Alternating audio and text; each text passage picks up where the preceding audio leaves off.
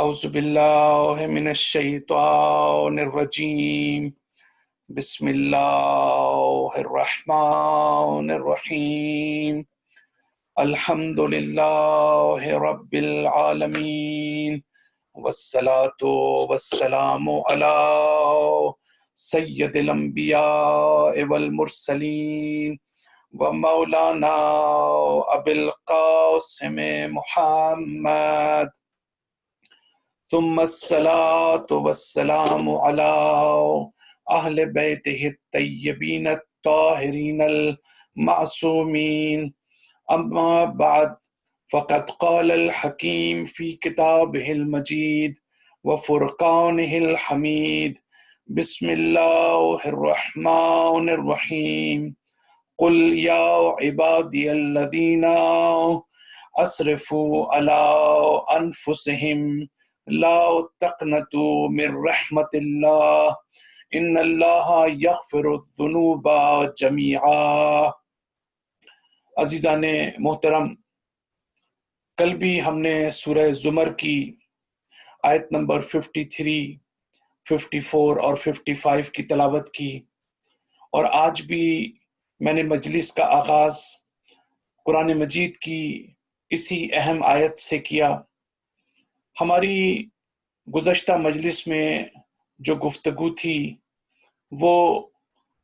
گناہ اور مغفرت کے بارے میں تھی، اور گزشتہ مجلس کے اختتام تک جس طرح سے میں اس کو کنکلیوڈ کر سکتا ہوں، مختصراً اس کی طرف اشارہ کرتے ہوئے انشاءاللہ آج جو مجھ کو اسی ضمن میں، یعنی گناہ و مغفرت کا جو مورل ایسپیکٹ ہے، جو اخلاقی پہلو ہے، میں انشاءاللہ اس کی طرف جو ہے وہ آنا چاہتا ہوں۔ کل کی مجلس میں ایک نقطہ میں نے یہ بیان کیا کہ ایک وہ راستہ ہے کہ اللہ تعالیٰ کہتا ہے میں سارے گناہوں کو بخش دوں گا، تم کبھی میری رحمت سے مایوس نہ ہو، اور بشرطے کہ تم توبہ کرو، تم میری طرف رجوع کرو،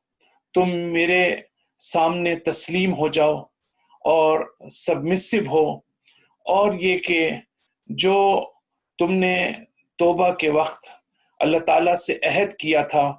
اب اس عہد کو جو ہے پورا کرنے کے لیے عملی طور پر اپنی صداقت کا ثبوت دو۔ تو یہ ایک آیت، اور دوسری آیت ہم نے یہ پڑھی کہ وَيَغْفِرُ مَا دُونَ ذَلِكَ لِمَن يَشَاءُ، اللہ تعالیٰ شرک سے نیچے نیچے جتنے بھی گناہ ہیں وہ معاف کر سکتا ہے جس کو اللہ تعالیٰ چاہے۔ یہاں پر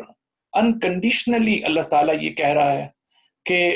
حتیٰ اگر توبہ نہیں بھی کرتا انسان تو تب بھی اللہ تعالیٰ کے حکمت کا تقاضا یہ ہے، اور اللہ تعالیٰ نے جو نظام وضع کیا ہے اس نظام کے تحت اللہ تعالیٰ انسان کی بخشش کرتا ہے، اللہ تعالیٰ انسان کی مغفرت کرتا ہے۔ گویا اللہ تعالیٰ نے ایک توبہ کے اور درمیان ایک باریک راستہ جو ہے وہ ہمارے لیے رکھا ہوا ہے کہ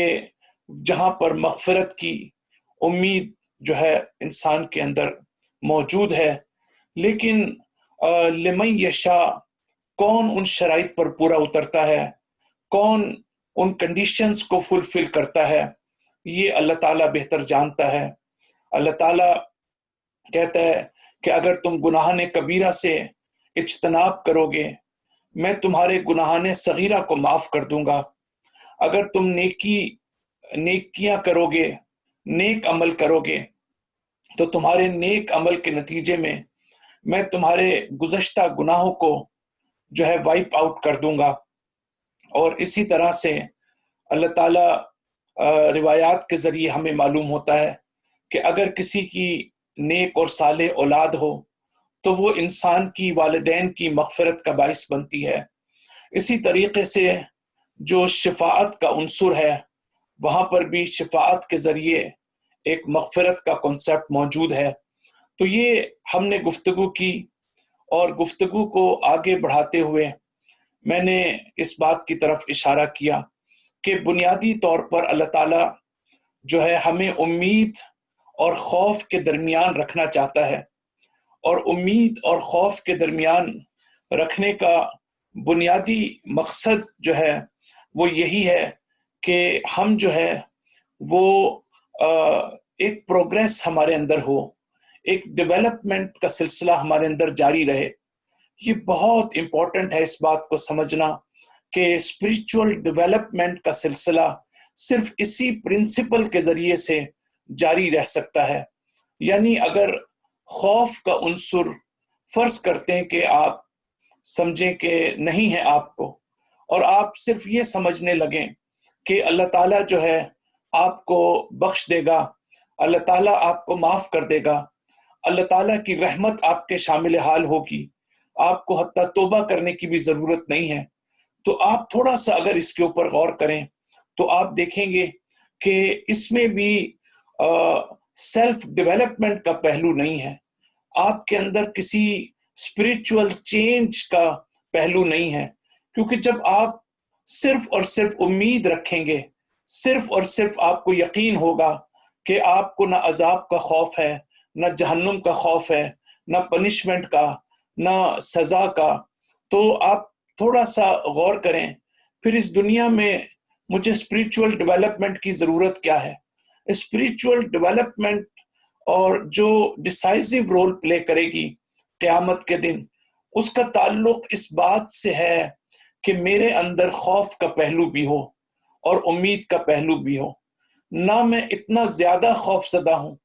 اگر حد سے زیادہ خوف ہی خوف ہو اور مجھے معلوم ہو کہ اللہ نے مجھے معاف نہیں کرنا، اگر مجھے معلوم ہو کہ میرا تو قسمت ہی یہ ہے کہ میں جہنم میں جاؤں گا اور دوزخ میں جاؤں گا، اگر مجھے معلوم ہو کہ میری بخشش کا کوئی امکان نہیں ہے اس لیے کہ میرے گناہ اتنے زیادہ ہیں، تو آپ غور کریں گے کہ وہاں پر بھی اسپرچول ڈیولپمنٹ، جو انسان کا ارتقاء ہے، جو انسان کا تکامل ہے، وہاں پر اس تکامل کی بھی کوئی پاسبلٹی جو ہے وہاں پر موجود نہیں ہوگی۔ لہٰذا خوف اور رجا یہ دونوں چیزیں بڑی امپورٹنٹ ہیں۔ لہٰذا اگر جو ہے انسان، پھر میں دوبارہ اس کی طرف آؤں گا کہ اگر انسان صرف پر امید رہے، جیسا کہ ہماری کمیونٹیز میں ایسے بھی مثالیں موجود ہیں کہ ہمارے ہاں صرف امید کا پہلو نظر آتا ہے اور خوف کا پہلو ہمیں نظر نہیں آتا، تو اس کی وجہ سے ہم احساس امن کرتے ہیں، ہم یہ احساس کرتے ہیں کہ ہم سیف ہو جائیں گے، آخرت میں ہم سیف ہوں گے، ہم سیکیور ہوں گے اور ہمیں کچھ نہیں ہوگا۔ یہ جو انسان کے اندر احساس امن ہے کہ میں محفوظ رہوں گا، میں اپنے آپ کو محفوظ جب میں محسوس کرتا ہوں، تو بنیادی طور پر یہ ایک اور خطرناک چیز ہے کہ جس کی طرف قرآن کی ایک آیت بڑی خوبصورتی کے ساتھ اشارہ کرتی ہے۔ اللہ تعالیٰ یہ فرماتا ہے سورہ انعام کی آیت نمبر 82 میں کہ الذین آمنوا، وہ کہ جو ایمان لائے، وَلَمْ يَلْبِسُوا ایمانہم بِظُلْمٍ، کہ انہوں نے اپنے ایمان کو ظلم میں تبدیل نہیں کیا،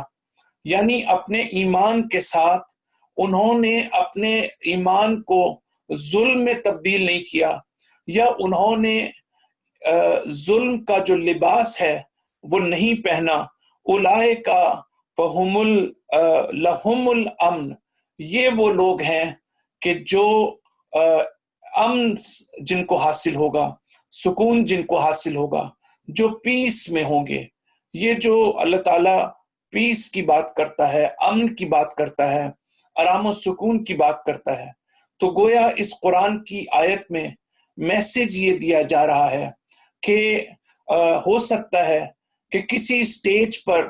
ہمارا ایمان بہت ہائی ہو، ہمارا عقیدہ بہت ٹھیک ہو، لیکن کیا ہم میں سے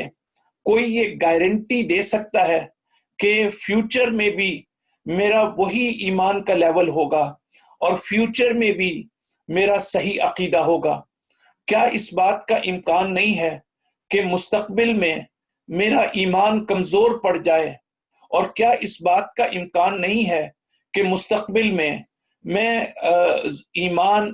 یعنی عدل کی بجائے میں ایک اچھے انسان ہونے کی بجائے، ایک مومن ہونے کی بجائے میں ایک ظالمانہ رویہ اختیار کر لوں؟ کیا اس بات کا امکان نہیں ہے کہ میرا عقیدہ جو ہے وہ گمراہی کی طرف چلا جائے اور اس میں گمراہی جو ہے وہ اس کے اندر جو ہے پیدا ہو جائے؟ تو اس کا بھی امکان ہے۔ اسی لیے یہ جو ایک انسان کی اسپریچول حالت ہے، یہ جو اللہ تعالیٰ کہتا ہے کہ تم کبھی بھی احساس امن مت کرو، کبھی بھی اس بات کا احساس نہ کرو کہ اگر آج تم راہ راست پر ہو، اگر آج تمہارا ایمان سلامت ہے تو کل بھی تمہارا ایمان جو ہے وہ سلامت ہوگا، صحیح و سالم ہوگا، تمہارا عقیدہ ہوگا۔ لہٰذا مستقل ہمیں جو ہے وہ اپنے عقیدے کو بچانے اور عقیدے کو امپروو کرنے اور عقیدے کی تقویت کی ضرورت ہے، اور مستقل ہمیں جو ہے اپنے ایمان کو اسٹرینتھن کرنے اور اپنے ایمان کو ہائر لیولز پر لے جانے کی ضرورت ہے۔ لہٰذا یہ نہیں ہو سکتا کہ ہم صرف سال کے مخصوص دنوں میں صرف یہ سوچیں کہ اس سے ہمارا ایمان مزید روشن منور ہو جائے گا اور ہم نورانیت کے حامل ہو جائیں گے اور ہمارا عقیدے کے جو پرابلمز ہیں وہ ساری کی ساری ٹھیک ہو جائیں گی، چاہے وہ ماہ رمضان کے کچھ دن ہوں، چاہے وہ محرم کے کچھ دن ہوں۔ بلکہ قرآن کی آیت بڑا امپورٹنٹ میسیج دیتی ہے، اور وہ یہ ہے کہ سال کے تمام دنوں میں ہمیں اس بات کا خیال رکھنا ہے اور ایک مسلسل جد و جہد کے ذریعے سے ہمیں اپنے عقیدے کو صحیح بھی رکھنا ہے اور اپنے عقیدے کو بہتر بھی بنانا ہے، اپنے ایمان کو صحیح بھی رکھنا ہے اور اپنے ایمان کو جو ہے وہ ہائر لیولز پر اور اس کے درجات میں اضافہ کرنا بھی ہے۔ اللہ تعالیٰ قرآن مجید میں بڑی واضح طور پر ارشاد فرماتا ہے کہ انسان کو قیامت میں اس کے عمل کے مطابق درجہ دیا جائے گا، اس کے عمل کے مطابق اس کو لیول وہاں پر ملے گا۔ لہٰذا ہزاروں لاکھوں درجات ہیں جو قیامت کی منزل میں ہر ایک کے اپنے عمل کے حساب سے ہوں گے۔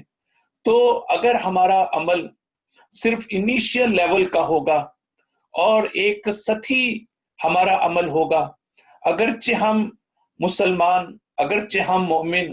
اگرچہ ہمارا عقیدہ کسی حد تک قرآن یہ کہتا ہے کہ مجموعی طور پر ہمارا عقیدہ ناٹ اسپیسیفکلی یا پریسائزلی،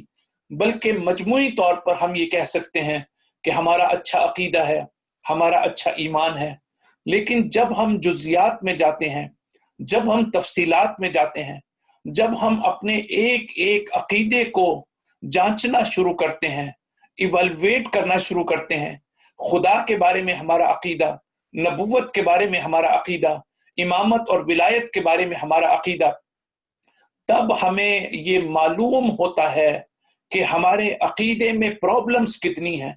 لیکن جب ہم اپنے عقیدے کو پریسائزلی دیکھیں گے نہیں، اپنے ایمان کو ہم خود دیکھیں گے نہیں، پرکھیں گے نہیں، تو ہمیں نہیں معلوم ہوگا کہ ہم کس لیول پر ہیں اور ہم کس درجے کے اوپر ہیں۔ لہٰذا یہ پہلو ہمارے لیے غور طلب ہے کہ جو پرنسپل ہے خوف اور رجا کا، خوف اور امید کا، اس میں دونوں طرف جو ہیں وہ خطرناک ہیں، اور اپنے آپ کو اعتدال پر رکھنا، اپنے آپ کو درمیانی نقطے پر رکھنا، یعنی ایک آپ دیکھیں کہ ایک سائٹ پہ خوف ہے اور دوسری سائٹ پر امید ہے، تو جتنا آپ درمیانی نقطے سے رائٹ کی طرف موو کریں گے تو آپ خوف کی طرف چلے جائیں گے، اگر آپ بائیں طرف موو کریں گے تو آپ امید کی طرف چلے جائیں گے۔ تو ہماری منزل جو ہے وہ اتنی آسان نہیں ہے، ہماری جو منزل ہے وہ اتنی نازک ہے، اتنی باریک ہے، جس کے لیے بصیرت کی ضرورت ہے، جس کے لیے آگاہی کی ضرورت ہے، جس کے لیے فہم و ادراک کی ضرورت ہے، جس کے لیے پریپریشن کی ضرورت ہے، جس کے لیے آمادگی اور ریڈینس کی ضرورت ہے، جس کے لیے اپنا محاسبہ اور اپنا احتساب اور اپنی اکاؤنٹیبلٹی کی ضرورت ہے، تب جا کر ہمیں یہ پتہ چلے گا کہ ہم خوف اور امید میں کس مقام کے اوپر جو ہے ہم کھڑے ہیں۔ تو گزشتہ مجلس میں نے یہ بھی عرض کیا کہ بہت ضروری ہے ہمارے لیے اس بات کو سمجھنا کہ مغفرت جو ہے اس کا مطلب کیا ہے اور توبہ اور مغفرت میں فرق کیا ہے۔ مغفرت کا مطلب یہ ہے کہ ہم اللہ تعالیٰ سے دعا کرتے ہیں کہ پروردگارہ ہم مستحق تو نہیں ہیں کہ تو ہمیں معاف کرے۔ ہمارے جب ہم گناہوں کو دیکھتے ہیں، جب ہم تیری نعمتوں کو دیکھتے ہیں، جب ہم تیری بلیسنگز کو دیکھتے ہیں، پروردگارہ تیری نعمتیں اتنی زیادہ ہیں اور ہر نعمت ایک شکر کی طالب ہے۔ ہر نعمت کے بدلے میں ہمیں اس کا شکر ادا کرنا چاہیے، لیکن ہمارے لیے اولاً تو تیری نعمتوں کو گننا اور کاؤنٹ کرنا ممکن نہیں ہے۔ دوسرا یہ کہ جتنا ہمیں تیری نعمتوں کا احساس ہے، ہم اس طرح سے تیری نعمتوں کا حق ادا نہیں کرتے۔ لہٰذا پروردگارہ ہم اپنے آپ کو مستحق تو نہیں سمجھتے کہ تو ہمیں معاف کر دے، لیکن پروردگارہ تو رحمان ہے، تو رحیم ہے، تو تیری عظمت کا ہم اقرار کرتے ہیں، تیری کبریائی کا ہم اقرار کرتے ہیں، اپنی تمام تر مشکلات کے باوجود تجھ سے تقاضا کرتے ہیں۔ تو یہ ہے مغفرت، اور مغفرت میں دعا بھی مغفرت میں آتی ہے کہ جو ہم دعا کرتے ہیں وہ بھی دعا کا جو ہمارا انداز ہے وہ توبہ کا نہیں ہے۔ توبہ میں بالکل پریسائزلی ہمیں ماضی کے بارے میں پشیمان ہونا، ندامت کا احساس، فیلنگ آف گلٹ، اور فیوچر کے بارے میں اس کو انجام نہ دینے کا عزم و ارادہ، اور اگر کسی جگہ پر کسی کمپنسیشن کی ضرورت ہے تو اس کو انجام دینے کے بعد اللہ تعالیٰ انسان کی توبہ کو قبول کرتا ہے۔ لیکن مغفرت کے حوالے سے میں ایک اور بات کو آگے بڑھاتے ہوئے یہ عرض کرنا چاہتا ہوں کہ ہم نے ابھی ایک رخ مغفرت کا دیکھا ہے، اور مغفرت کا یہ رخ کیا ہے کہ جس میں ہم اللہ تعالیٰ سے یہ دعا کرتے ہیں جس کو ہم استغفار کہتے ہیں کہ پروردگارہ ہم مستحق تو نہیں ہیں، لیکن تیری بزرگی، تیری عظمت، تیری کبریائی، تیری رحمت، تیری الطاف عالیہ، ہم اس کے صدقے میں ہم تجھ سے دعا کرتے ہیں کہ پروردگارہ ان عظیم ہستیوں کے صدقے میں ہمیں معاف کر دے۔ لیکن مغفرت کا ایک اور رخ بھی ہے کہ جس کی طرف میں اشارہ کرنا چاہتا ہوں، اور مغفرت کا وہ رخ یہ ہے کہ ہم بنیادی طور پر جب گناہ کرتے ہیں تو گناہ کے نتیجے میں ہوتا کیا ہے؟ گناہ کے نتیجے میں ہم استحقاق پیدا کرتے ہیں، ہم ڈیزرو کرتے ہیں اس بات کا کہ اللہ تعالیٰ ہمیں پنش کرے، اللہ تعالیٰ جو ہے ہمیں جو ہے معاف، ہمیں جو ہے وہ اس کا عذاب میں مبتلا کرے۔ تو ایک ہمارے پاس عفو ہے اور ایک ہمارے پاس جو ہے وہ مغفرت ہے۔ تو تین چیزیں ہمارے پاس ہوئیں۔ اللہ تعالیٰ قرآن مجید میں یہ فرماتا ہے کہ جب عفو کے بارے میں اللہ تعالیٰ بات کرتا ہے تو اس کا مطلب یہ ہے کہ اللہ تعالیٰ انسان کے اس استحقاق کو ختم کر دیتا ہے جو عذاب اور پنشمنٹ کا ہوتا ہے۔ یعنی جب آپ گناہ کرتے ہیں تو آپ مستحق ہوتے ہیں کہ اللہ تعالیٰ آپ کو سزا دے، لیکن جب اللہ تعالیٰ عفو کرتا ہے تو آپ کے استحقاق کو ختم کر دیتا ہے۔ تو آپ نے دیکھا کہ عفو کی منزل مغفرت کی منزل سے پہلے ہے۔ مغفرت میں اللہ تعالیٰ جو ہے وہ آپ کے گناہوں کو چھپا دیتا ہے۔ گناہ کو چھپانے کا کیا مطلب ہے؟ اس کے اوپر آنے سے پہلے میں پھر دوبارہ عفو کی طرف آنا چاہوں گا۔ تو عفو کا مطلب یہ ہے کہ پہلے اللہ تعالیٰ جب مجھے معاف کرنا چاہتا ہے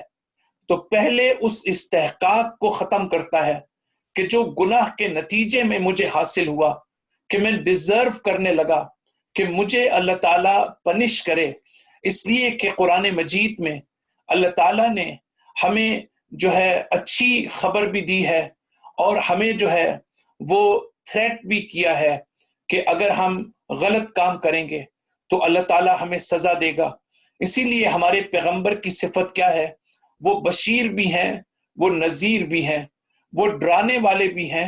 اور وہ اللہ تعالیٰ کی رحمت کی طرف ان سے بلانے اور امید دلانے والے بھی ہیں۔ تو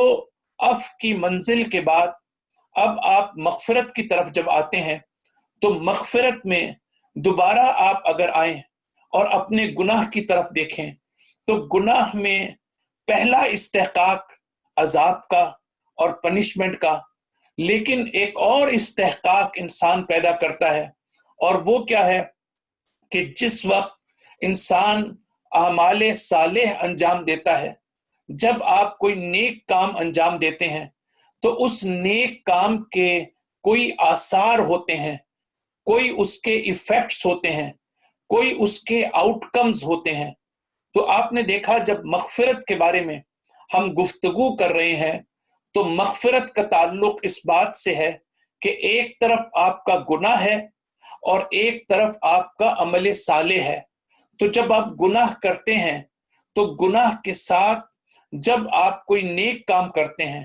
آپ نماز پڑھتے ہیں، آپ روزہ رکھتے ہیں، آپ حج کرتے ہیں، آپ خمس و زکوٰۃ دیتے ہیں، تو اس کے آثار ہیں۔ وہ آثار کیا ہیں؟ وہ دنیاوی بھی ہیں اور وہ اخروی بھی ہیں۔ اخروی آثار یہ ہیں کہ اللہ تعالیٰ آپ کو اس کا اجر عطا کرے گا، اللہ تعالیٰ آپ کو اس کے بدلے میں بہشت عطا کرے گا، اللہ تعالیٰ اس کے بدلے میں آپ کو نعمتیں عطا کرے گا۔ اور دنیاوی اثر کیا ہے آپ کے نیک عمل کا؟ دنیاوی اثر اس کا یہ ہے کہ اللہ تعالیٰ آپ کی زندگی میں آپ کی زندگی کو اپنی برکتوں سے نوازے گا، یعنی آپ اپنی زندگی میں برکت اللہ تعالیٰ کی برکتوں کا احساس کریں گے۔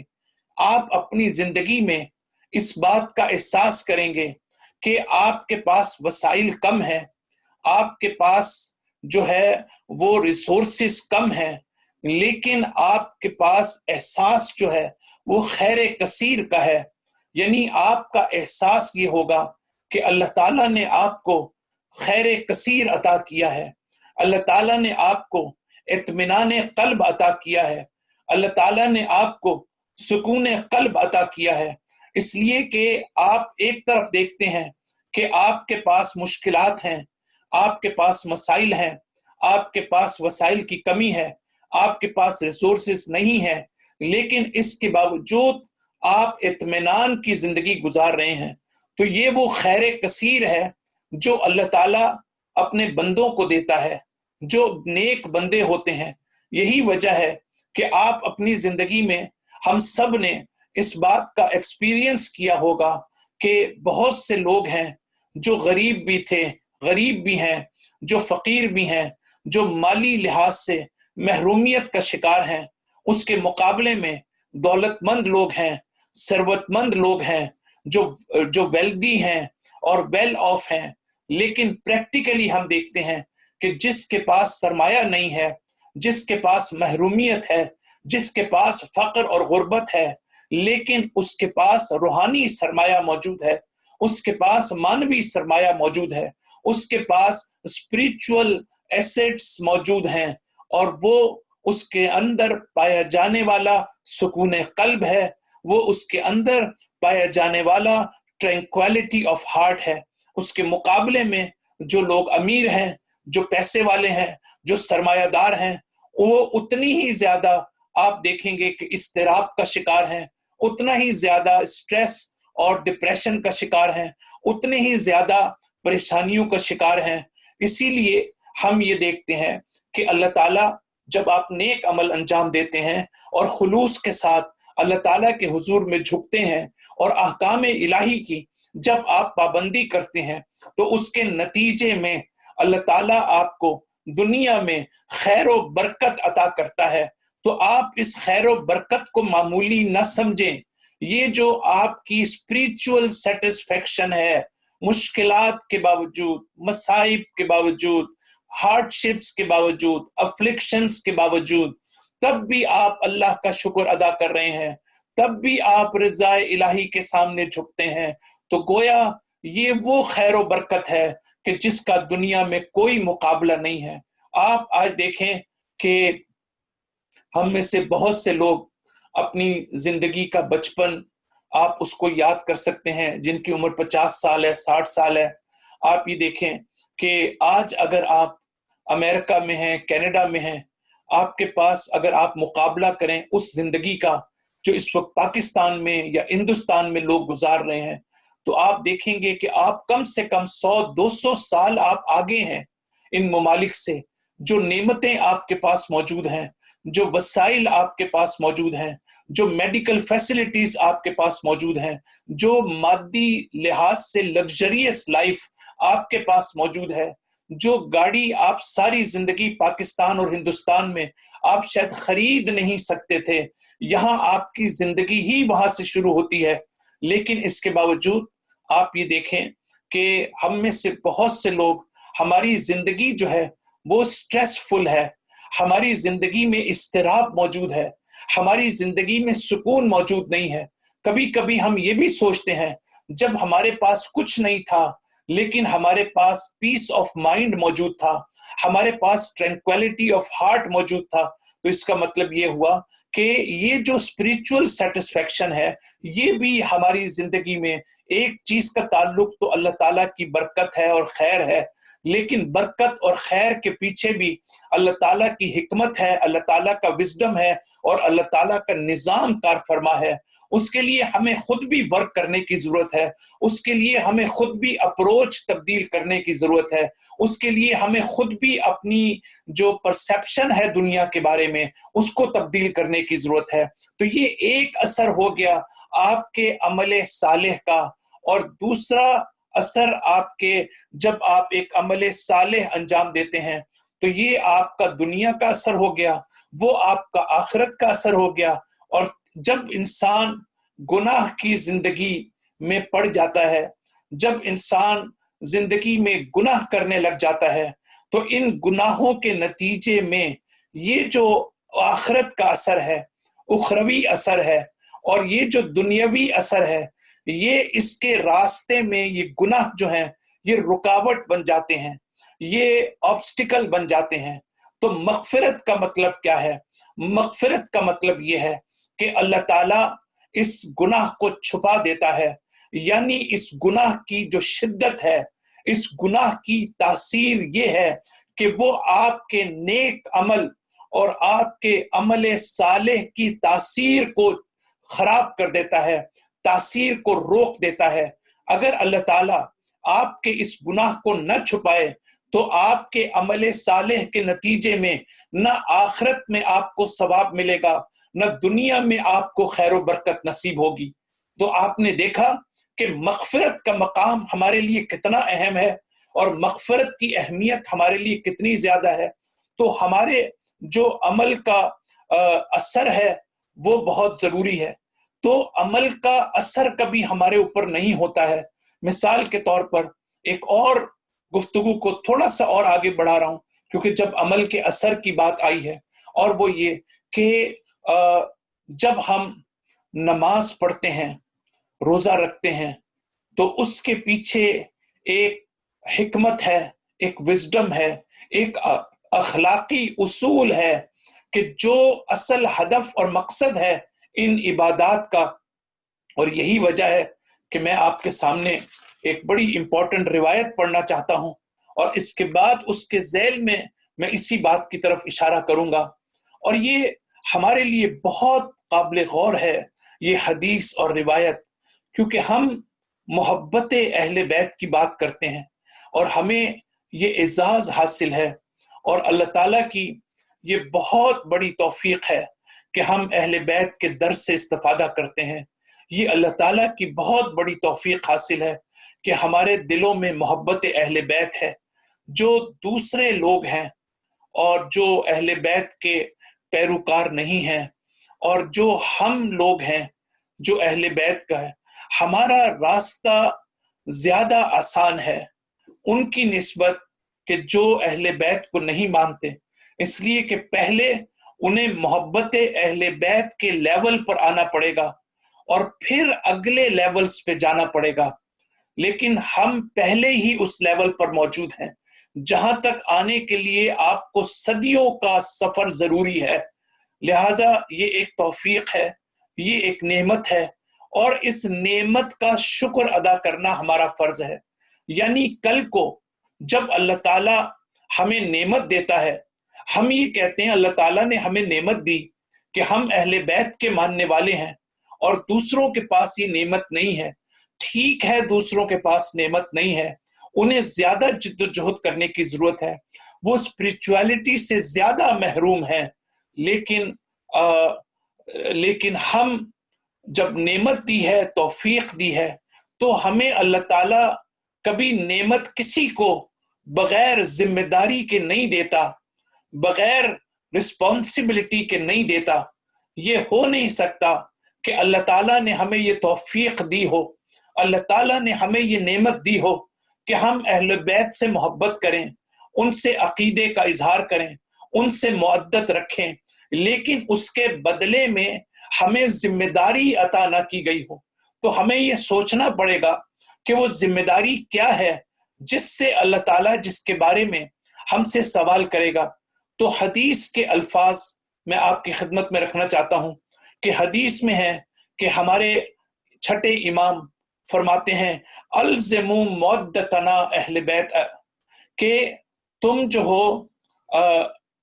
جو لوگوں کو محبت اہل بیت کا پابند بناؤ، اپنے بچوں کو محبت اہل بیت کا پابند بناؤ۔ جابر بن عبداللہ انصاری یہ اپنے جس علاقے میں وہ رہتے تھے، مدینے کی گلیوں میں نکلا کرتے تھے اور یہ آواز بلند کیا کرتے تھے کہ اے لوگو، اپنے بچوں کے دلوں کو محبت علی ابن ابی طالب سے مزین کرو۔ آپ سوچیں کہ جابر بن عبداللہ انصاری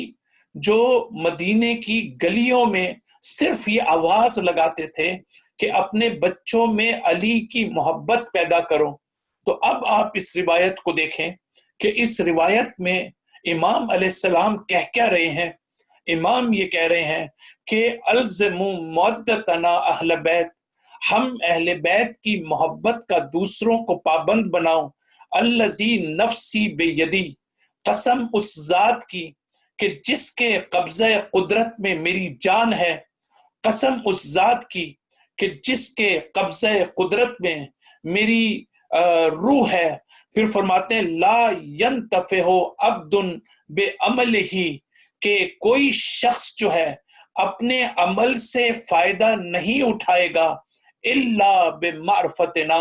مگر ہماری معرفت کے ساتھ۔ یہ کون سا میسج ہے جو ہمارے امام دے رہے ہیں؟ امام یہ میسج دے رہے ہیں، امام یہ فرما رہے ہیں کہ معرفت اہل بیت جو ہے وہ اس کا اثر یہ ہوگا، اگر ہم امام کی معرفت حاصل کریں گے، اگر ہم ولایت کی معرفت حاصل کریں گے، اور معرفت بھی وہ کہ جو تاریخی معرفت نہ ہو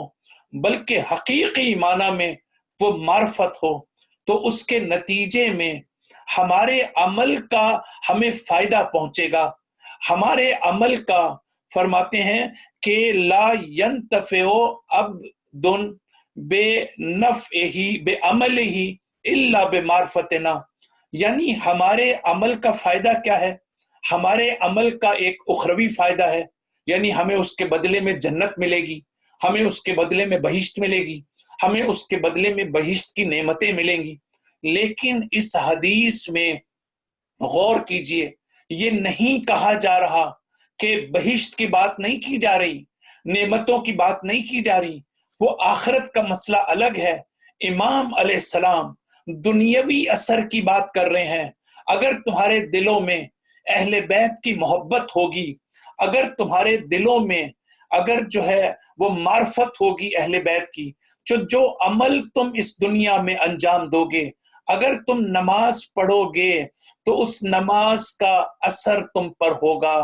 تمہیں وہ نماز برائیوں سے روکے گی۔ اگر تم روزہ رکھو گے اس روزے کا اثر تم پر ہوگا اور تمہارے اندر تقوی اور پرہیزگاری پیدا ہوگی۔ تو ہم نے دیکھا کہ اگر انسان اہل بیت سے وابستہ نہ ہو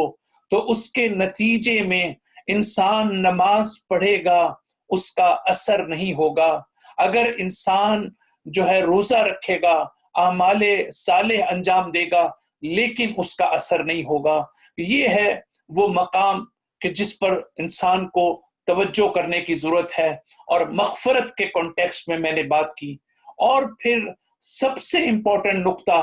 اور وہ یہ کہ گناہ کا ایک اور اثر بھی ہوتا ہے۔ وہ اثر کیا ہے؟ وہ گناہ کا طبیعی اثر ہے، وہ گناہ کا نیچرل اثر ہے۔ تو ہم نے دیکھا کہ ہم کتنی قسم کی تاثیر کی بات کر رہے ہیں، کتنے قسم کے اثرات کی بات کر رہے ہیں۔ تو ایک گناہ کا اثر یہ ہے کہ آپ کے عمل کے اثر کو روک دیتا ہے، آپ کے عمل کی جو تاثیر آپ پہ ہونی ہے وہ روک دیتا ہے۔ اور ایک گناہ کا اثر جو ہے وہ طبیعی اثر ہے، وہ نیچرل ایفیکٹ ہے۔ مثال کے طور پر اگر آپ نماز پڑھنا چھوڑ دیتے ہیں تو نماز پڑھنا چھوڑنے کے جہاں گناہ ہے اور اس کے اثرات آپ کی دوسری عبادات پر پڑیں گے، تو اس کے نتیجے میں آپ کو آپ کے نفس پر بھی اس کا اثر پڑے گا، آپ کے جو اسپریچول ڈیولپمنٹ ہے اس پر اس کا اثر پڑے گا۔ تو اسی طریقے سے اگر آپ کسی کے ساتھ ڈس ریسپیکٹفل ہیں، اگر آپ کسی پر ظلم کرتے ہیں، اگر آپ کسی کو اس کے حق سے محروم کرتے ہیں، اگر آپ کسی محتاج کی مدد نہیں کرتے باوجود اس کے کہ آپ کے پاس کیپیسٹی موجود ہے، آپ کے پاس وسائل موجود ہیں، تو اس گناہ کا آپ کے نفس پر ایک اثر ہوگا۔ اس نفس پر اثر کو آیا اللہ تعالیٰ مغفرت کے ذریعے زائل کر سکتا ہے، کرتا ہے یا نہیں کرتا؟ یہ ایک کوسچن ہے۔ جب ہماری توبہ قبول ہو جاتی ہے تو کیا توبہ قبول ہونے کا تعلق اس بات سے ہے کہ صرف ہمارا وہ استحقاق جو عذاب کا تھا اب اللہ تعالیٰ عذاب میں مبتلا نہیں کرے گا، اب اللہ تعالیٰ جو ہے وہ ہمارے عمل کا اثر ہوگا؟ لیکن ایک اور اثر جو ہے جس کو ہم طبیعی اثر کہتے ہیں، جس کو ہم نیچرل اثر کہتے ہیں، کیا اللہ تعالیٰ مغفرت اور توبہ کے ذریعے سے اس طبیعی اثر کو بھی دور کر دے گا؟ کسی حد تک تو یہ بات ٹھیک ہے کہ روایات اور احادیث میں موجود ہے کہ طبیعی اثر کو بھی اللہ تعالیٰ زائل کرتا ہے، لیکن طبیعی اثر نیچرل ایفیکٹ کو اللہ تعالیٰ جب زائل کرتا ہے تو اس وقت جو ہم اس کے سسٹم کے تحت آگے چلیں، یعنی جو کام ہمارے کرنے کا ہے ہم اس کو انجام دیں، جو کام اللہ کے کرنے کا ہے اللہ تعالیٰ اس کو انجام دے گا۔ تو طبیعی اثر کے بارے میں چاہتا ہوں کہ میرے سننے والے اس مسئلے پر بہت غور کریں۔ یہ وہ چیز ہے کہ جس کے سلسلے میں ہم معاشرے میں ہم نگلیکٹفل ہیں، ہم غفلت کا شکار ہیں، اور ہم اس مسئلے کو بہت سادہ لیتے ہیں۔ ہم یہ سمجھتے ہیں چونکہ ہم نے توبہ کر لی، چونکہ ہم نے مغفرت طلب کر لی، چونکہ اللہ تعالیٰ نے انشاءاللہ ہمیں معاف کر دیا ہوگا، لہٰذا اس گناہ کے جو طبیعی اثرات ہیں، اس گناہ کے جو نیچرل ایفیکٹ ہیں وہ بھی دھل گئے ہوں گے۔ نہیں، ہرگز نہیں۔ اس کے لیے ہمیں ورک کرنے کی ضرورت ہے۔ اس کی کیا وجہ ہے؟ اس کی وجہ یہ ہے کہ فرض کرتے ہیں جب آپ کسی پر ظلم کر رہے ہیں، جب آپ کسی کو اس کے حق سے محروم کر رہے ہیں، تو آپ کا ظاہری عمل صرف جو ہے وہ اہم نہیں ہے، بلکہ اس کے پیچھے وہ روٹس کیا ہیں کہ جس کی بنیاد پر آپ نے کسی کو ظلم کیا، اس کے روٹس کیا ہیں کہ جس کی وجہ سے آپ نے کسی کو حق سے محروم کیا، اس کے روٹس کیا ہیں کہ جس کی وجہ سے آپ نے کسی کی انسلٹ کی، وہ روٹس کیا ہیں کہ جس کی وجہ سے آپ نے کسی محتاج کی مدد نہیں کی، وہ روٹس آپ کے قلب میں موجود ہیں، وہ روٹس آپ کے نفس میں موجود ہیں، وہ روٹس ہماری اخلاقی انحراف کی صورت میں وہ موجود ہیں۔ لہٰذا اس کا مطلب یہ ہوا کہ ہمیں ان روٹس پر کام کرنا ہے، اس حالت پر کام کرنا ہے۔ جب آپ عدالت میں جاتے ہیں تو عدالت میں اگر آپ نے ایک چھوٹی سی کسی گھر میں چوری کی ہو تو آپ کو 2 سال کی قید ہو جاتی ہے، تو کیا آپ یہ کہہ سکتے ہیں کہ 2 سال کی قید تو بہت زیادہ ہے، میں نے تو بڑا چھوٹا سا عمل انجام دیا، میں نے تو بڑا چھوٹا سا فعل انجام دیا، کسی کے گھر میں جا کر میں نے جو ہے چوری کی، اور وہ بھی کوئی بڑی مالیت کی چیز نہیں، اس کے بدلے میں جج صاحب نے مجھے جو ہے وہ 2 سال کی قید دے دی۔ تو یہ جو قید کی سزا ہوتی ہے، یہ جو عدالتوں میں سزا دی جاتی ہے، یہ آپ کے ظاہری عمل پر نہیں دی جاتی، یہ آپ کے باطن پر دی جاتی ہے، یہ آپ کے محرکات پر دی جاتی ہے، یہ آپ کے نفس اور باطن کے اندر جو پستی اور انحراف ہمارے اندر پایا جاتا ہے اس کی وجہ سے دیا جاتا ہے۔ اب آئیے قرآن کی اس آیت کی طرف کہ قرآن مجید جب یہ کہتا ہے کہ جو شخص ایک انسان کو ناحق قتل کرتا ہے تو گویا وہ پوری انسانیت کو قتل کرتا ہے۔ اس کا کیا مطلب ہے؟ اس کا مطلب یہ ہے، قرآن یہ کہنا چاہتا ہے کہ جو شخص ایک انسان کو قتل کر سکتا ہے تو اس کے اندر جو قتل کے جو اخلاقی پستی اس کے اندر موجود ہے، جو اخلاقی گراوٹ اس کے اندر موجود ہے، وہ روٹس جو اس کے اندر جو اس کو اس بات پر ابھارتے ہیں، موٹیویٹ کرتے ہیں کسی مظلوم کو قتل کرنے کا، یہ وہ صلاحیت ہے کہ اگر اس کو موقع مل جائے تو پوری کائنات کے انسانوں کو قتل کرنے کے لیے تیار ہو جائے گا۔ لہٰذا آخرت میں بھی اللہ تعالیٰ جو سزا دے گا وہ ظاہری عمل پر نہیں دے گا، بلکہ جس چیز کی وجہ سے، جس ڈیفیشنسی کی وجہ سے، جس نقص و عیب کی وجہ سے ہم نے وہ گناہ کیا ہوگا، اللہ تعالیٰ اس کو مد نظر رکھے گا۔ یہی وجہ ہے قیامت کے دن جو لوگ ابدی عذاب سے دوچار ہوں گے ان کو یہ سوال کریں گے، پروردگارا دنیا میں ہمارا گناہ تو اتنا بڑا نہیں تھا، پھر ہمیں عذاب اتنا کیوں دیا جا رہا ہے؟ اللہ تعالیٰ یہ کہے گا کہ چونکہ اگر تمہیں ابدی زندگی بھی میں عطا کر دیتا اس دنیا کے اندر تب بھی تم یہی گناہ کرتے رہتے، اس لیے کہ جب گناہ جو ہے وہ تمہارے ملکے میں تبدیل ہو جائے، تمہاری انگرینڈ کوالٹیز میں تبدیل ہو جائے تو پھر تم اس کو چینج نہیں کر سکتے، پھر تم جتنی بھی عمر پاؤ گے تم اسی طرح گناہ کو جاری رکھتے رہو گے۔ تو آپ نے دیکھا کہ گناہ کا جو طبیعی اثر ہے، گناہ کا جو نیچرل اثر ہے وہ مغفرت کے بعد بھی باقی رہتا ہے، وہ توبہ کے بعد بھی باقی رہتا ہے، وہ عفو درگزر کے بعد بھی باقی رہتا ہے، وہ اس وقت تک باقی رہتا ہے جب تک کہ ہم اس کو نیک اور اچھے ورچوز اور اخلاق میں تبدیل نہ کریں، وہ اس وقت تک باقی رہتا ہے جب تک ہم خود اس کو اپنے سے دور نہ کریں۔ اگر ہمارے اندر تکبر ہے، تکبر کی وجہ سے ہم نے کسی کی انسلٹ کی ہے، اگر ہم نے اپنے آپ کو سپیریئر سمجھ کے ہم نے کسی کی بے عزتی کی ہے، کسی کو محروم کیا ہے،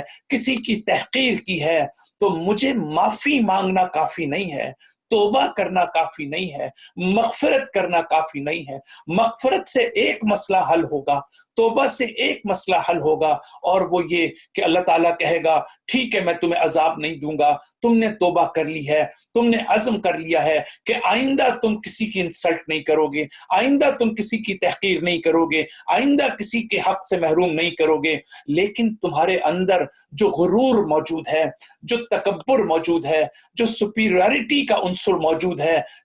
جو تمہیں متواضع تواضع اور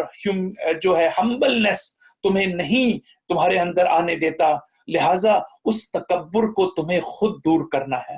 اس غرور کو تمہیں خود دور کرنا ہے، اس گریڈینس کو تم نے خود دور کرنا ہے، ان ڈیزائرز پر تم نے خود قابو پانا ہے۔ تو یہ ہے وہ اہم ترین ایسپیکٹ کہ جس کی طرف میں چاہتا تھا کہ ہم اپنی مجالس میں جن کی طرف جو ہے وہ اشارہ کریں. تو پھر تیسرا اور آخری نقطہ جو میں اپنی مجلس میں آج آپ کی خدمت میں رکھنا چاہتا ہوں، اور آپ حضرات کی بہت مختصر وقت ہمارے پاس موجود ہے، آپ حضرات کی خاص توجہ میں اس نقطے پر چاہوں گا. شاید میرے پاس زیادہ موقع نہیں ہے کہ میں اس کی وضاحت کر سکوں، لیکن میں چاہتا ہوں کہ ہمارے پاس جتنا مختصر سا وقت ہے میں اس اہم ترین نقطے کو آپ حضرات کی خدمت میں دے کے چلا جاؤں، اور انشاءاللہ آپ اس کو غور کریں گے، توجہ کریں گے، اور اس پر آپ دیکھیں گے کہ اس میں ڈیپتھ کتنی ہے اور گہرائی کتنی ہے. بس آخری نقطہ ہمارے اس موضوع کا، بہت تفصیلات ہیں انشاءاللہ پھر بھی کبھی میں اس پر آؤں گا واپس، لیکن ہمارا جو اہم ایشو ہے جس کی طرف میں اشارہ کرنا چاہتا ہوں وہ یہ ہے کہ کچھ گناہ ایسے ہیں کہ جن کو ہم گناہ نہیں سمجھتے،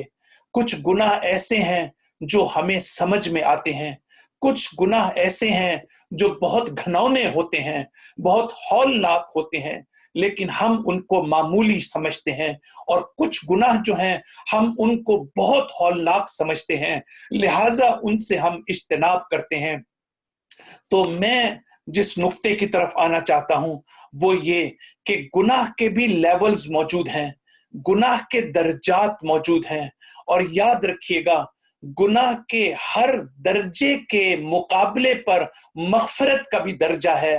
توبہ کا بھی درجہ ہے. تو اس کا مطلب یہ ہوا کہ آپ جس گناہ کو ہم عرفاً یعنی عام لوگ جس کو گناہ سمجھتے ہیں وہ کون سا گناہ ہے؟ وہ یہی حرام و حلال کی صورت میں ہے، جس کو ہم فقہی گناہ کہتے ہیں، جس کو ہم شرعی گناہ کہتے ہیں. یعنی کیا مطلب؟ یہ جو اللہ تعالیٰ کے احکام ہیں، اللہ تعالیٰ کہتا ہے فلاں کام کرو، مثلا نماز پڑھو، آپ نے نماز نہیں پڑھی تو آپ نے گناہ کیا. تو اللہ تعالیٰ کہتا ہے روزہ رکھو، آپ نے نہیں رکھا، آپ نے گناہ کیا. یہ جو حرام اور حلال کی صورت میں یہ جو فقہی اپروچ ہے اور فقہی گناہ ہے، یہ ایک انیشیل لیول ہے فقہ کا، کہ جو انسانی معاشرے کی زندگی کو آرگنائز کرنے کے لیے اس سسٹم کو حلال اور حرام کے اللہ تعالیٰ نے رکھا ہے، اور قیامت میں اس کا ثواب بھی ہے اور اس کی جزا بھی ہے. لیکن ہمارے سامنے جس نقطے کی طرف میں آنا چاہتا ہوں کہ ایسے گناہ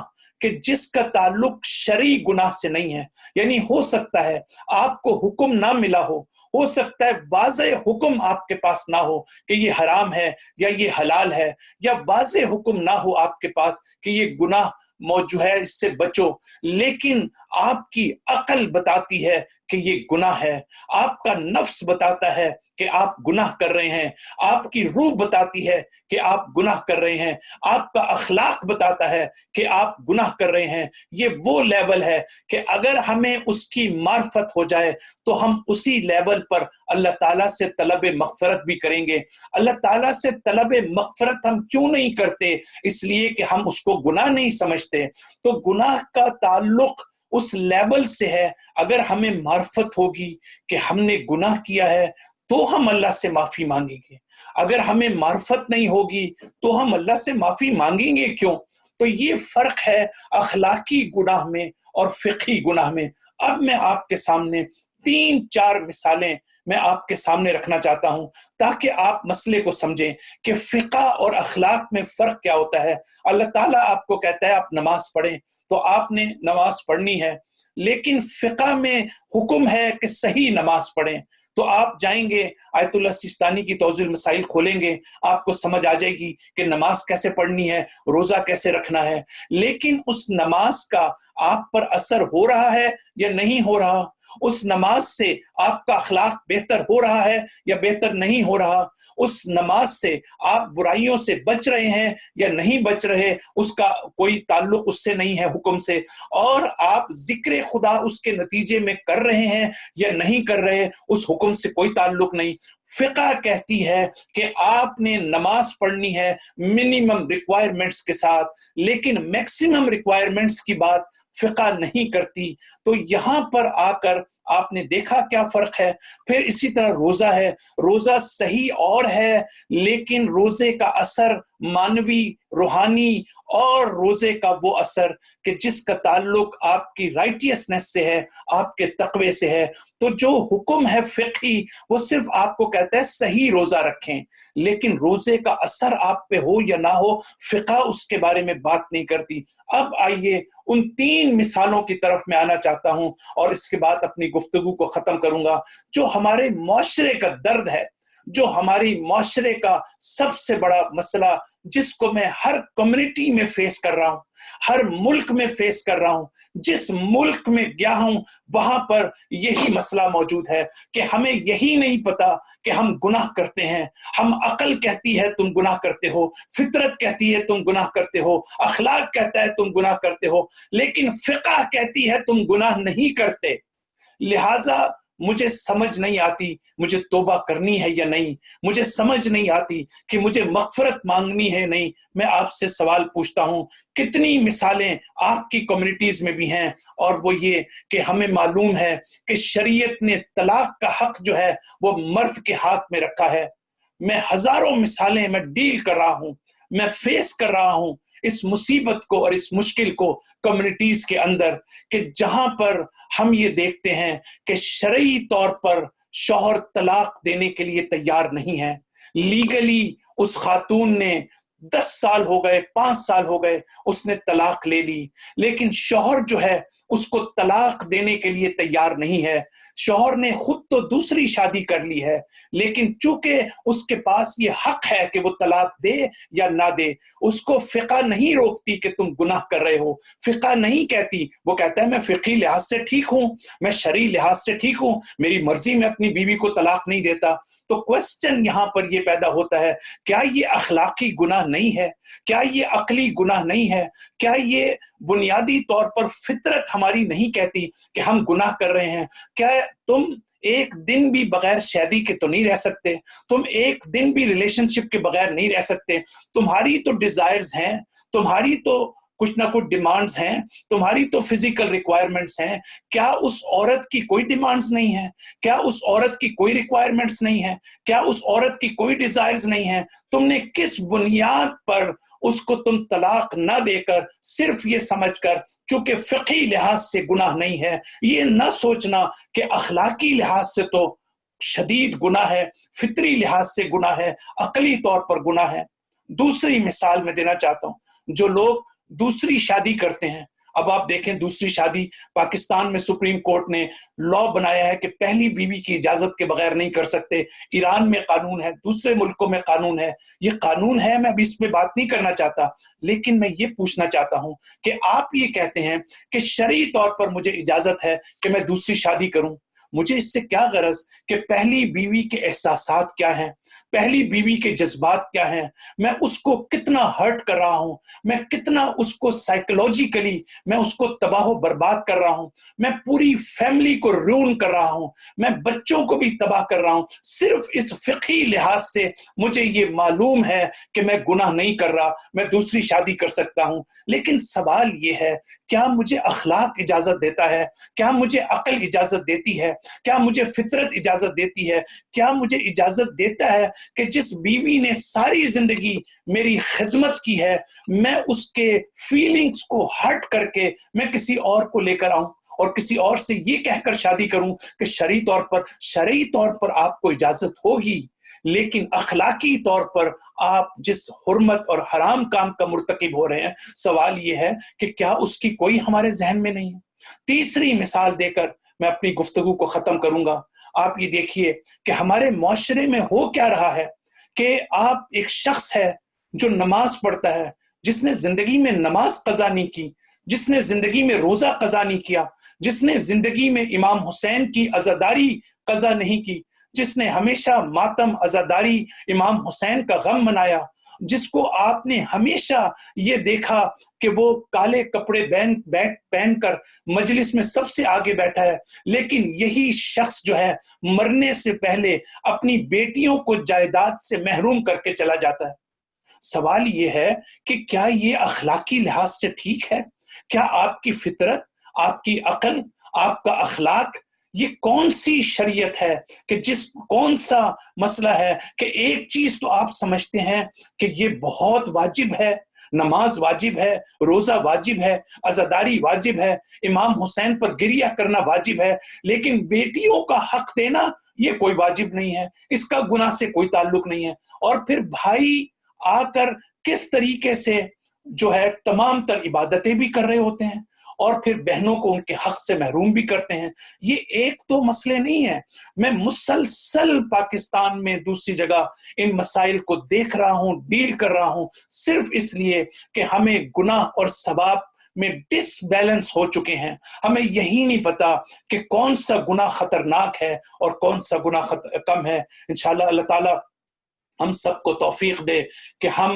اہل بیت علیہ السلام کی معرفت حاصل کریں اور قرآن مجید کی ہم آیات کو ہم دقت کے ساتھ اس میں جو میسیجز ہیں اخلاقی انسانی ہم ان کو اپنی زندگی میں نافذ کریں۔ بس عزادارو، میں نے اپنی گفتگو کو ختم کیا ان الفاظ کے ساتھ۔ اپنی گفتگو کو میں پائے تکمیل تک لے جانا چاہتا ہوں۔ آپ کو یاد ہوگا کہ میں نے کہا تھا کہ امام حسین علیہ السلام نے کربلا کے میدان میں اسلام کے نظام انصاف کی مجسم تصویر کو پیش کیا۔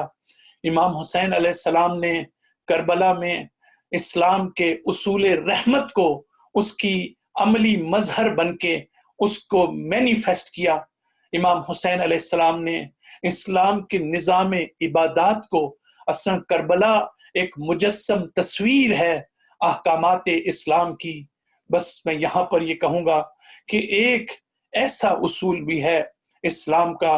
جس کو ایثار کہتے ہیں، جس کو قربانی کہتے ہیں، جس کو وفاداری کہتے ہیں، اور ایسا محسوس ہوتا ہے کہ ایثار اور قربانی کے اس اصول کی مجسم تصویر پیش کرنے کی ذمہ داری کربلا کے میدان میں ابو الفضل العباس کے ذمہ تھی۔ عزادارو، امام حسین علیہ السلام کے ہاتھ میں عباس کا ہاتھ دیا امیر المومنین نے وقت شہادت، اور سب کا ہاتھ جو ہے وہ امام حسن کے ہاتھ میں دیا،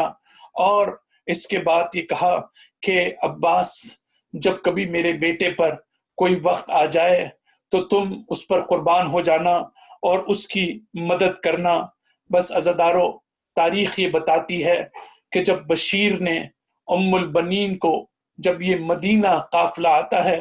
تو ایک مرتبہ جب اپنے بیٹے عباس کی شہادت کا ام البنین کو علم ہوتا ہے تو ام البنین بشیر کو ایک مرتبہ نجف کا رخ کر کے کہتی ہیں کہ یا علی، آپ کو اپنے بیٹے عباس کی شجاعت پر بڑا ناز تھا، یہ کیسے ہو گیا کہ حسین قتل کر دیے گئے؟ بس یہ سننا تھا کہ بشیر نے کہا، اے بی بی ایسا مت کہیے، خدا کی قسم جب تک عباس زندہ تھے حسین پر کسی آنچ تک انہوں نے نہ آنے دی۔ ام البنین یہ کہتی ہے کہ اے وہ آنکھوں جو کربلا میں موجود تھیں، جنہوں نے میرے بیٹے عباس کو لڑتے ہوئے دیکھا، اے کربلا میں وہ آنکھوں کہ جنہوں نے دیکھا کہ کس طرح حیدر کرار کے شیر دشمنوں پر جھپٹتے تھے، لیکن مجھے یہ خبر ملی ہے کہ جب میرے بیٹے پر ایک گرز سے حملہ کیا گیا تو اس کے دونوں بازو نہیں تھے۔ خدا کی قسم اگر میرے بیٹے عباس کے بازو ہوتے تو پھر دشمن کی مجال نہ تھی کہ میرے بیٹے عباس پر حملہ کر سکیں۔ بس عزادارو، پھر وہ وقت آیا کہ جب ابو الفضل العباس مولا کے پاس، اپنے آقا کے پاس آئے، کہا کہ مولا اب میرے دل میں، سینے میں تنگی کا احساس ہو رہا ہے، مولا مجھے اجازت دیجئے، میں اب میدان جنگ میں جانا چاہتا ہوں، میں جہاد کرنا چاہتا ہوں، میں چاہتا ہوں کہ میں دشمنوں سے لڑوں۔ عزادارو، حسین کے لیے عباس کو آسان نہیں تھا اجازت دینا۔ عباس ایک مرتبہ خیمے کے دروازے پر بیٹھ گئے، یہ سوچنے لگے، ارے مجھے تو ایک مرتبہ میرے بابا نے مانگا ہی اس لیے تھا کہ میں کربلا میں اپنے مولا کے کام آؤں، آج مجھے اجازت نہیں مل رہی۔ اتنی دیر میں عباس کے کانوں میں یہ آواز آئی، سکینہ نے کہا کہ پھپھی اماں مجھے پیاس لگ رہی ہے۔ بس عباس نے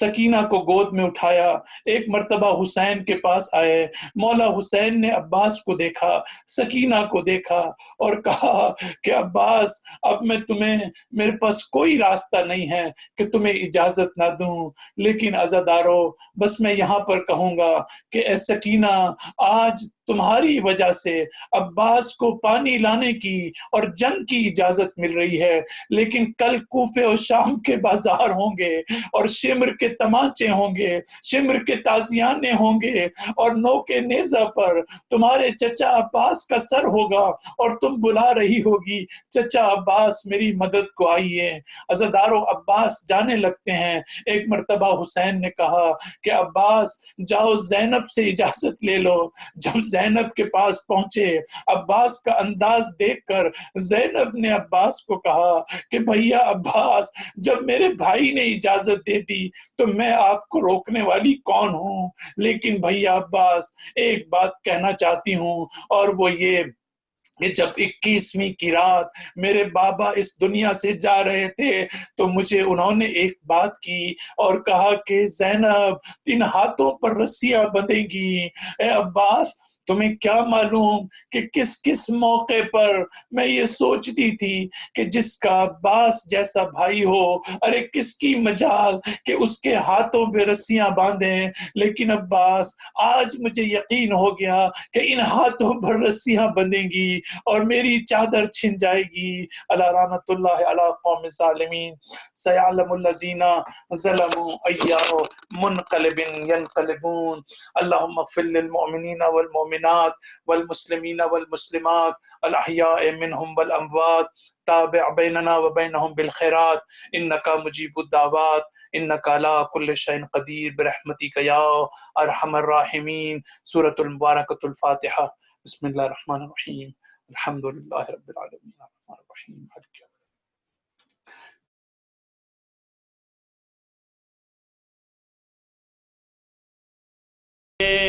شبیر کے سالار و علمدار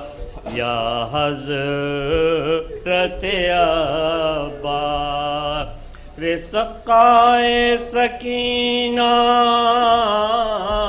پسرے حیدر کرار یا حضرت عباس، اے لشکر شبیر کے سالار و علمدار، رے قبضہ کیا دریا پہ بجھائے نہ مگر پیاس، اے رہبر ساتھ اس عکس کا ہے اب بھی فرات آئینہ بردار یا حضرت عباس، رے دنیا میں ہوا اور نہ ہوگا کوئی پیدا، شبیر سا شیدا تم جیسا ترادارو وفادار یا حضرت عباس، اے لشکر شبیر کے سالار و علمدار، ارے بازو جو کٹے ہو گیا ٹھنڈا عالم شاہ العظمت واللہ، مشکیزے کے تسموں کو کیا دانتوں میں ایک بار یا حضرت عباس، جب تیر لئیں مشق سکینہ میں ڈرایا افسوس خدایا. کہتے تھے کہ پیاسی رہی بنتے شہ ابرار یا سید یا حضرت عباس. ارے جب گرز لگا آ گئے گھوڑے سے زمین پر، فریاد ہے فریاد امداد کو اب آئیے یا سید ابرار یا حضرت عباس. اے لشکر شبیر کے سالارو علمدار یا حضرت عباس. یہ ہے اسی عباس علمدار کا ماتم. اے دشمن طاغوت ماتم کے لیے جمائے سب آپ کے عزادار یا حضرت عباس. نکلے گا علم یوں ہی ہمیشہ ہی تمہارا، وعدہ ہے ہمارا. ہم اس کے لیے جان بھی دینے کو ہیں تیار یا حضرت عباس. اے لشکر شبیر کے سالارو علمدار یا حضرت عباس.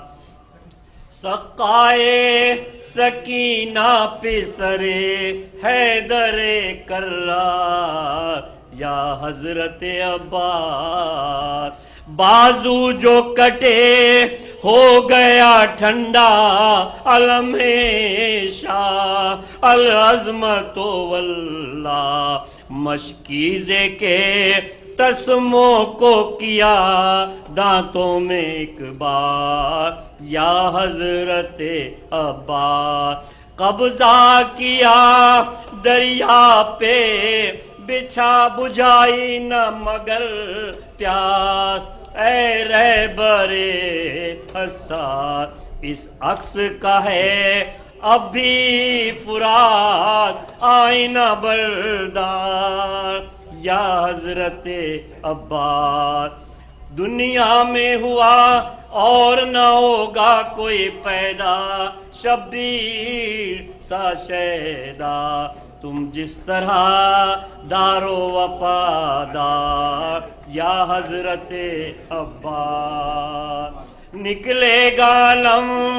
یوں ہی ہمیں شاہی تمہارا، وعدہ ہے ہمارا. ہم اس کے لیے جان بھی دینے کو ہے تیار یا حضرت عباس یا حضرت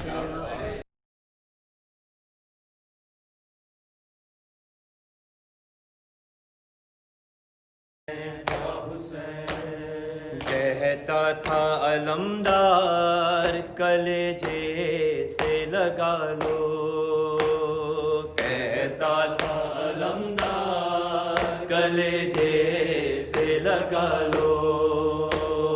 کہتا تھا علمدار کلیجے